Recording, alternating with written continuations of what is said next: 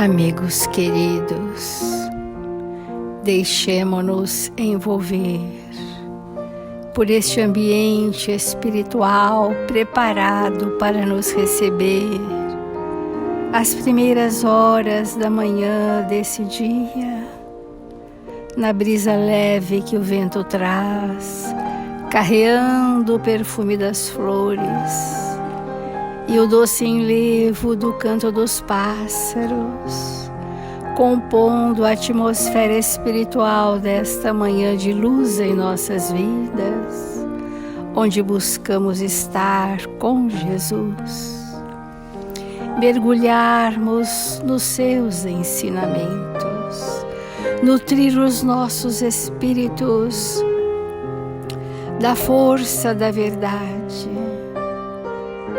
fortalecendo-nos o bom ânimo e a esperança em tempos melhores para toda a humanidade da Terra. Jesus, amigo, derrama sobre nós as infinitas bênçãos do seu amor, para que todos nós, os necessitados dessa terra, possamos receber da sua divina misericórdia. Aqui estamos, Senhor, todos os dias, nos convidando, Senhor, para compormos o seu aprisco de amor.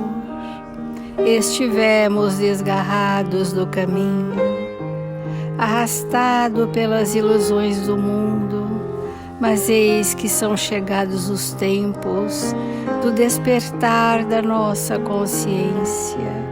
E aqui estamos, Senhor, para compor novamente, como ovelhas desgarradas do rebanho, que retornamos à seara para os destinos felizes de todos nós. Assim, amigos queridos, com alegria e paz em nossos corações, iniciamos o Evangelho desta manhã. Obrigada, Senhor, obrigada, amigos, e que assim seja.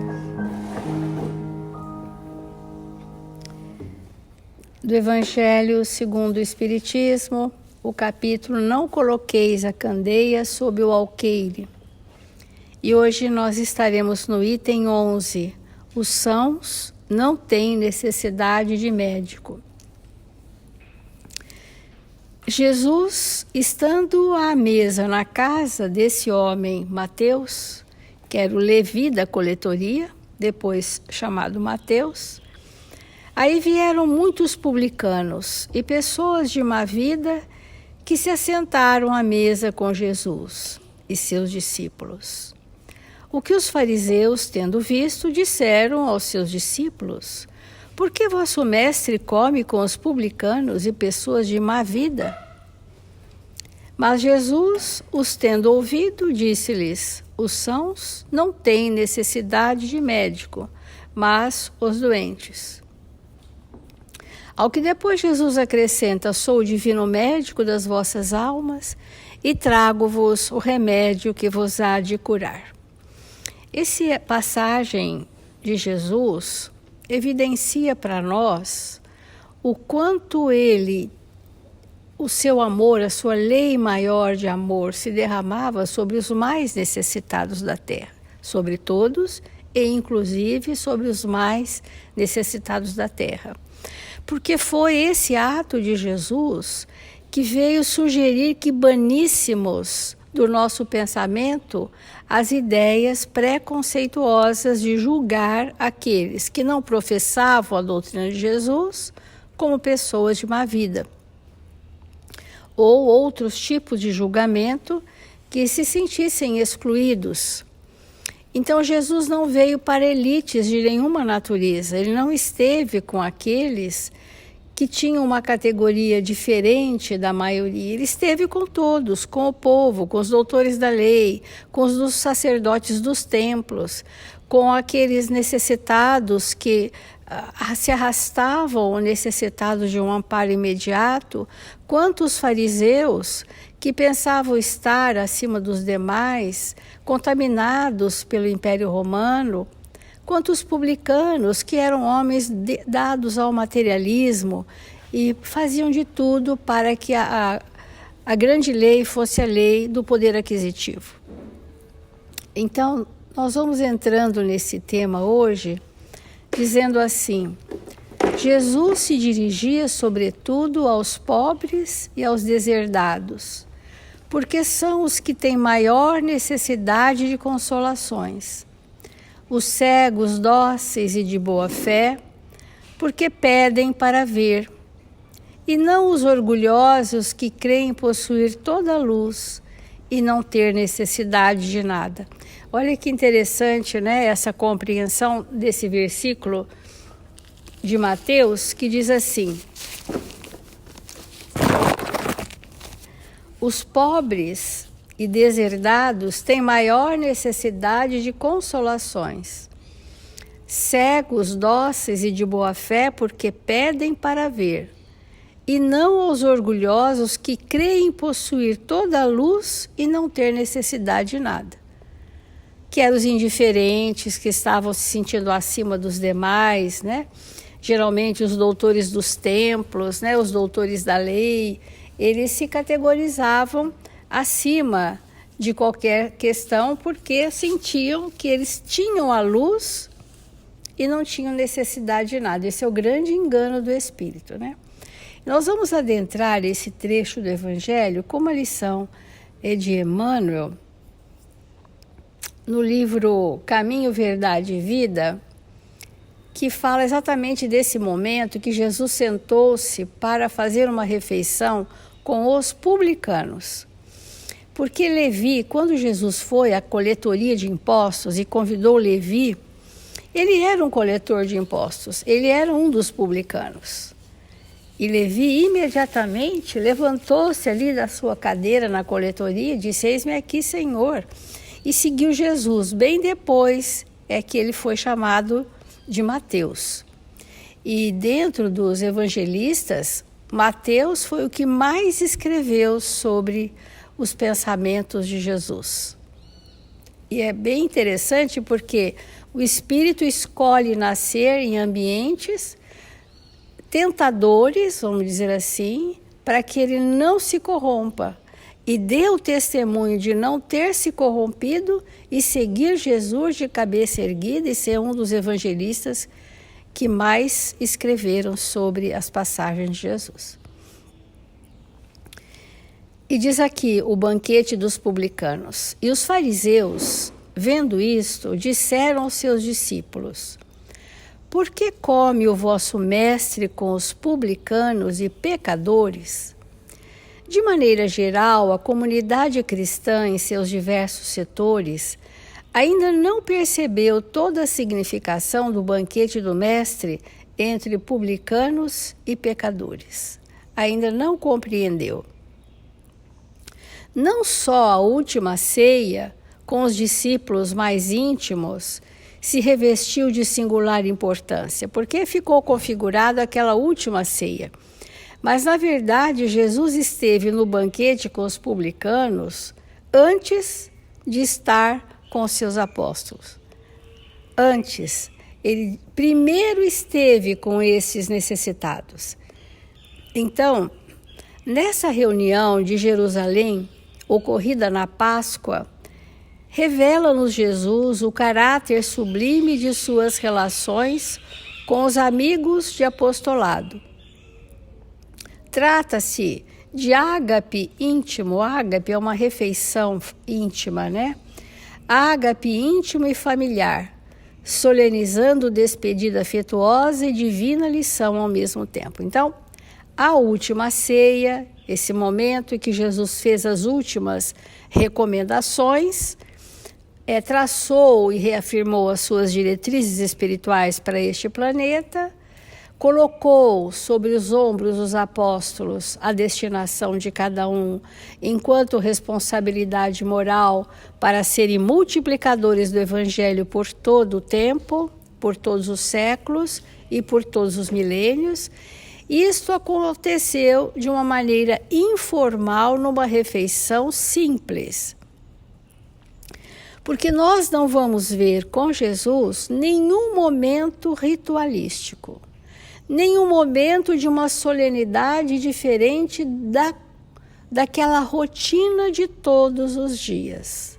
Então, ele não estabeleceu cultos religiosos, ele não estabeleceu dogmas, ele não trouxe nenhuma cultuação aparente que configurasse o prenúncio de uma nova religião. Absolutamente não. O que Jesus fazia todas as tardes era ensinar-nos a orar, sentado num banco tosco dentro da casa de Simão Pedro, quando ele ouvia o que os apóstolos queriam saber dos feitos realizados durante todo aquele dia. Isso é o maior ensinamento da metodologia do Cristo. Primeiro ele fez junto, depois ele sentou para que compreendesse o que havia feito. Ele não fez nenhum discurso e disse: agora vocês vão realizar o discurso que eu estou proferindo. Absolutamente não. Então isso mostra como Jesus veio quebrar os preconceitos do mundo, os julgamentos precoces sem base em nenhuma realidade. Então, sentar-se com os publicanos e, entre aspas, pecadores, ou com os apóstolos, para Jesus tinha a mesma conotação, porque o seu amor era o mesmo para todos. É este amor que veio nos curar. Eu sou o divino médico das vossas almas. Então, no entanto, diz Emmanuel, é necessário recordar que o Mestre atendia a esse círculo em derradeiro lugar, por último os seus apóstolos, porquanto já se haviam banqueteado carinhosamente com os publicanos e pecadores. Partilhava a ceia com os discípulos num dia de alta vibração religiosa, mas comungara o júbilo daqueles que viviam à distância da fé, reunindo-os generoso e conferindo-lhes os mesmos bens nascidos de seu amor. Vamos tentar imaginar, porque não é simples para nós, né? Como era aquele momento em que Jesus se recolhia com esses homens materialistas que não entendiam nada da sensibilidade do espírito, do que se fartaram nesse banquete de luz? Porque, na verdade, não era o pão nem o peixe que estavam à mesa. O que Jesus ofertou como um banquete a eles foi a sua presença, que ficou inoculada naqueles corações, porque é irresistível a força do amor para qualquer um de nós. A força do amor é irresistível. E foi com essa força que Jesus esteve neste banquete com os publicanos. Ele os alimentou dos seus conteúdos misericordiosos. Da sua caridade extremada, ele os alimentou. E se nutriram tão fartamente, e se estavam tão embevecidos com aquela luz de Jesus em suas vidas, que aquele encontro com Jesus teria mudado o roteiro de todos aqueles espíritos. Doravante não seriam mais os mesmos, porque aqueles que encontraram Jesus não são mais os mesmos. E nós precisamos refletir se nós já encontramos Jesus ou apenas encontramos com os livros que falam do Mestre. Belas histórias que nos comovem, mas será que já estivemos com Jesus? No sentido de reverter a nossa vida em outros parâmetros? O banquete dos publicanos tem especial significado na história do cristianismo. Demonstra que o Senhor abraça a todos os que desejam a excelência de sua alimentação espiritual nos trabalhos da sua vinda. Às vezes, a tristeza, o amargor, o vazio dos nossos corações significa necessariamente que não estamos sendo nutridos da seiva divina, porque o nosso pensamento está buscando outros tipos de alimentações energéticas que têm sido grandes corrosivos aos nossos corações, ainda em desalinho. Então, Jesus deseja aqueles que desejavam a excelência de sua alimentação espiritual nos trabalhos de sua vinha e que não só nas ocasiões de fé permanece presente entre os que o amam. Em qualquer tempo e situação está pronto a atender as almas que o buscam, não somente aqueles que já o seguiam, que hoje o seguem. Jesus está para todos. Está para aqueles que ainda não conhecem Deus nesse planeta, que ainda estão no politeísmo, ainda estão acreditando em várias coisas, menos em Deus, que não encontraram Jesus. É para esses que Jesus está todo o tempo. O banquete dos pecadores foi oferecido antes da ceia aos discípulos, momentos antes. Primeiro Jesus esteve com estes, fartou-os do seu amor, aí foi ter com os apóstolos. E não nos esqueçamos de que a mesa divina prossegue em sublime serviço. Está sempre lá o alimento. Basta que a gente faça o movimento de ir nutrir deste alimento imperecível que Jesus deixou para nós. Resta aos comensais o aproveitamento da concessão. Então, nós vamos refletir bastante sobre Jesus que não veio para os sãos, e as grandes doenças da alma não são as lesões do corpo, são as lesões dos sentimentos. Vamos refletir.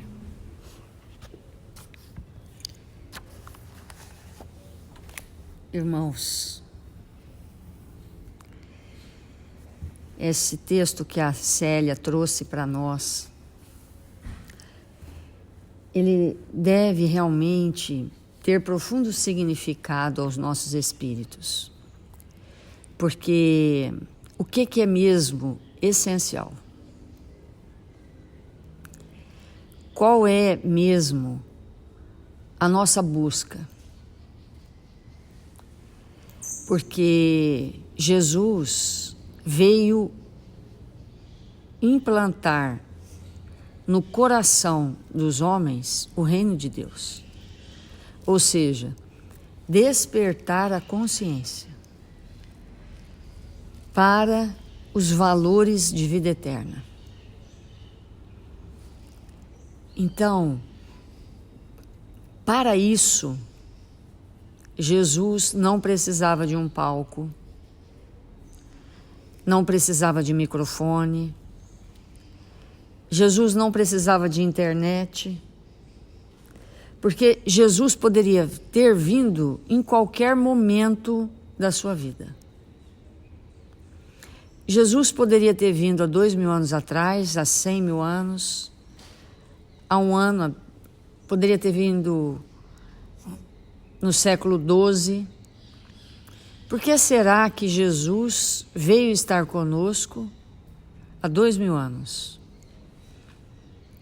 Porque ele não deixou para vir agora, que a repercussão dele talvez tivesse um movimento muito maior em função de toda a tecnologia que nós temos na atualidade. Porque Jesus escolheu, decidiu vir naquele tempo em que a humanidade ainda se encontrava por demais primitiva, embora aquela população já acreditasse num Deus único, mas a nível de sentimento, nós estávamos num primitivismo quase absoluto.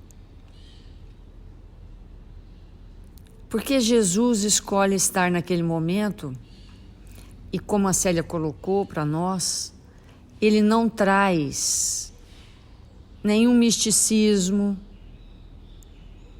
ele não traz figura de linguagem. Quando ele fala das suas parábolas, ele menciona os elementos da natureza.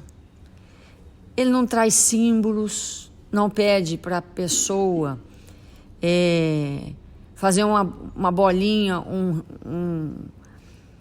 uma coisa quadrada ou redonda e pendurar no pescoço para afirmar ser cristão. Jesus não traz nenhum símbolo que não seja o amor.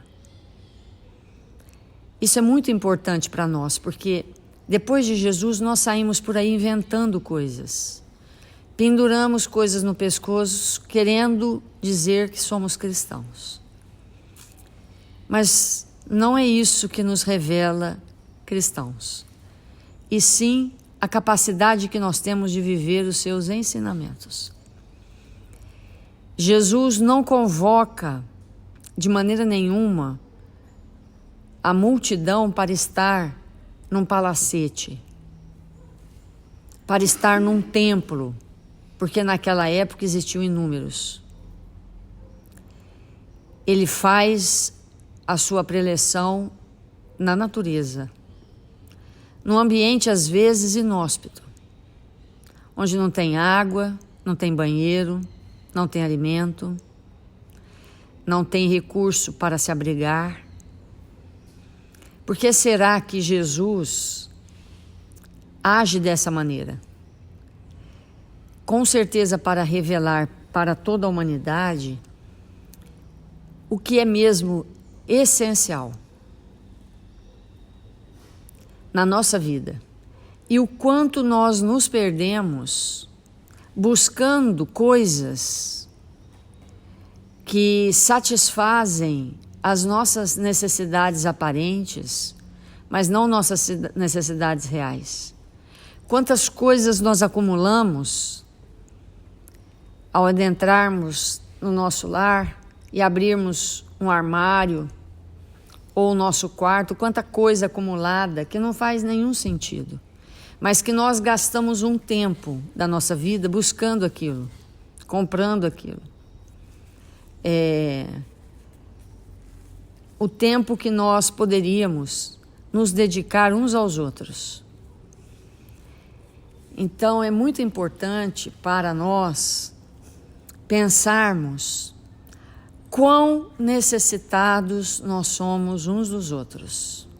Muito mais do que os recursos monetários, muito mais do que as posições na sociedade, muito mais do que aquilo que traz para o espírito um brilho que não é verdadeiro. Porque as posições que nós assumimos na Terra são apenas posições.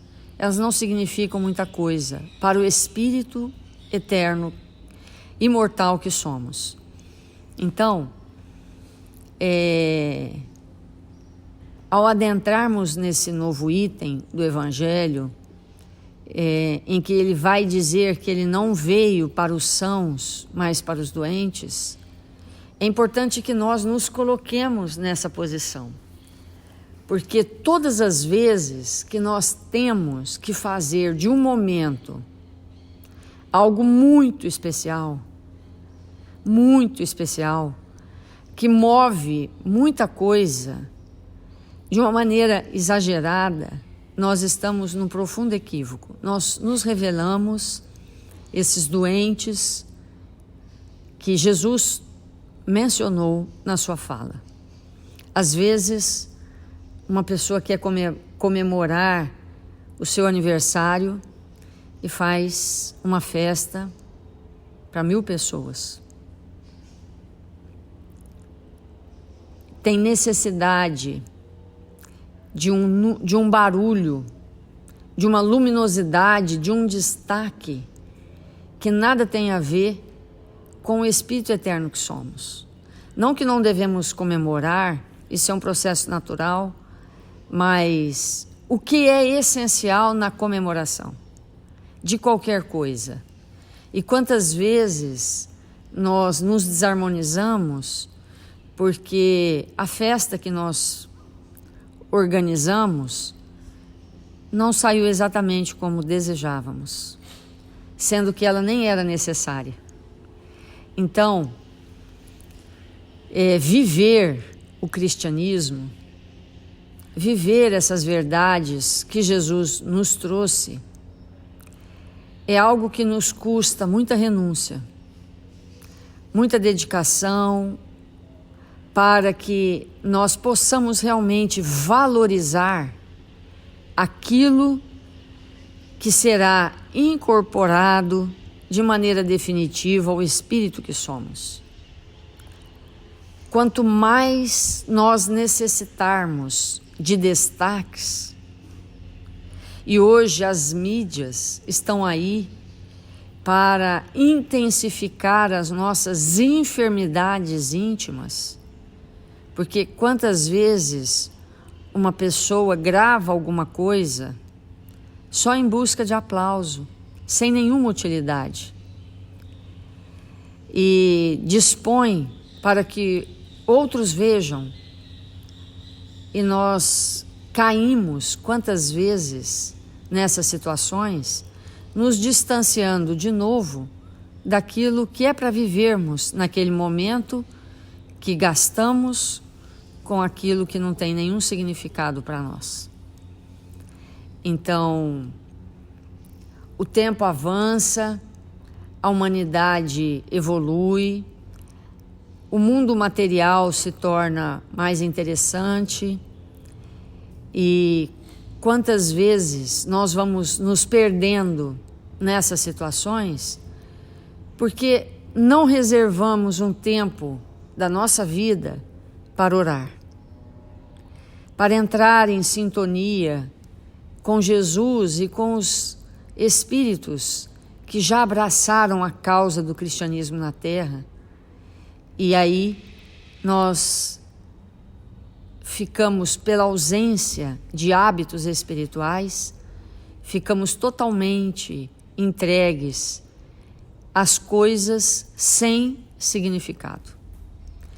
E a gente vai avançando e chega um momento da nossa vida que a gente tem que voltar. E aí voltamos desprovidos daquilo que teríamos que ter construído, que teríamos que fazer na nossa existência uma realidade espiritual.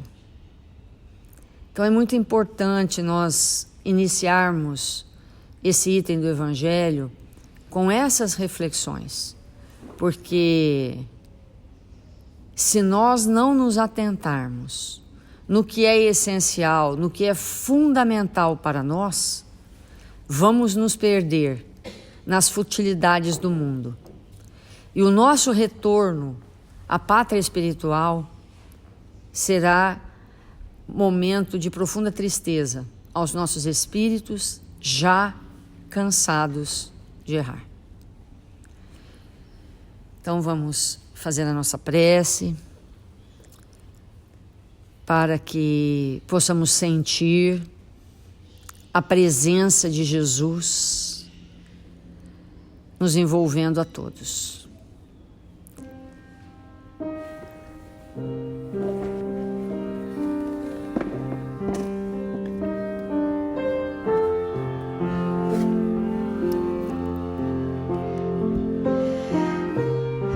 Pai nosso que estais nos céus,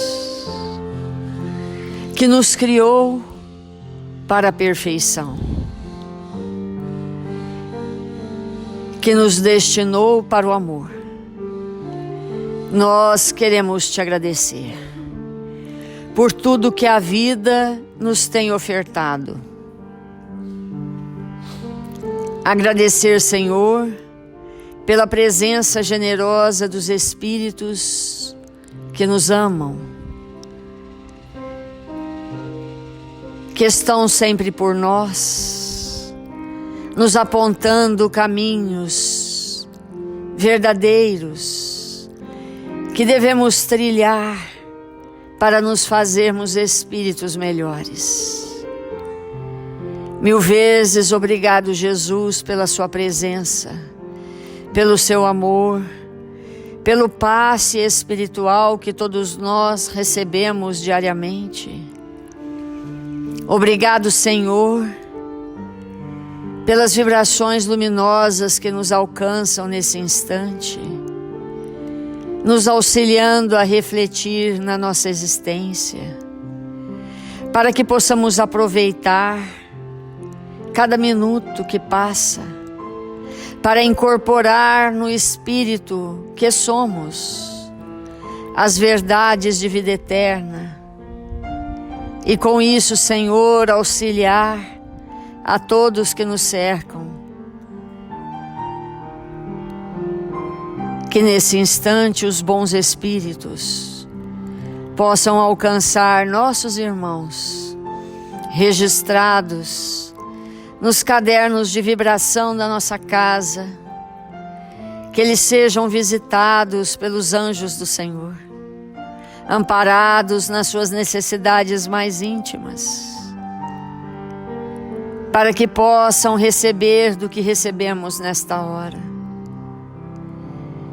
E rogamos, Jesus, ao seu coração amoroso, que neste dia abençoado possamos realizar as nossas atividades com alegria, com bom ânimo, com esperança. Que o Senhor nos abençoe e nos fortaleça, hoje e sempre. Que assim seja.